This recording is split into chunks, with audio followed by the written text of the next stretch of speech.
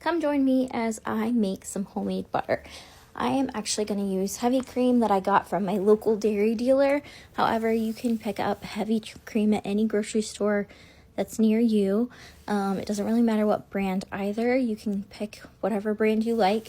I prefer this heavy cream because I know that the butter is going to be amazing. I know exactly what's in this. There's nothing added. The cows are grass-fed, so I know that it's going to be really, really good. I am using my stand mixer just because it's a whole lot easier. You can choose an old school butter churn if you'd like. However, the stand mixer is going to be much faster.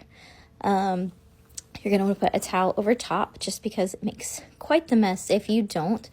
Your first stage is going to be your heavy whipping cream. This is what you would do if you were making whipping cream. However, I'm not, so we're going to keep going. You definitely have to scrape down the sides to make sure that everything gets well incorporated, but you just keep checking it, keep your eye on it, because once it hits this stage, it turns quickly. Now, once you get to this stage where your butter has started separating from your buttermilk, it is time for you to take the buttermilk or the butter out of the buttermilk. You're going to want to get all the little pieces out of your whisk. As you can see there, it's already clumped together and it's definitely separated itself.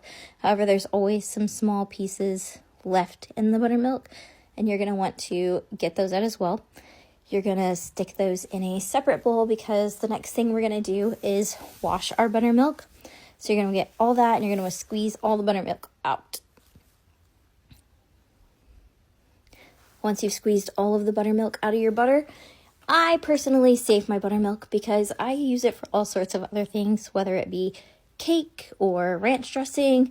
There's lots of uses. So instead of just wasting and putting it down the drain, I'm going to stick it back in my jar and put it in the fridge for a later use.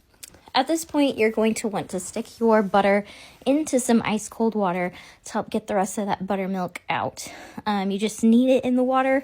You're essentially cleaning it. I have to switch the water on my bowl 2 or 3 times before it's totally cleaned out. But once your water is pretty clear, then you're done. Continue to knead to get any excess moisture out, just to make sure that it's nice and solid, and then you can add your seasonings or your flavors to it. I'm just doing salted here. However, you could do cinnamon sugar, garlic, whatever your family likes. This is where you're going to add your inclusions, and then you just knead that in until everything is well incorporated. And once you've done that, you can stick it in its own container. You can put it in a mold, whatever you like to do with your butter. This is where you do that. And you can either put it in the fridge or on the counter.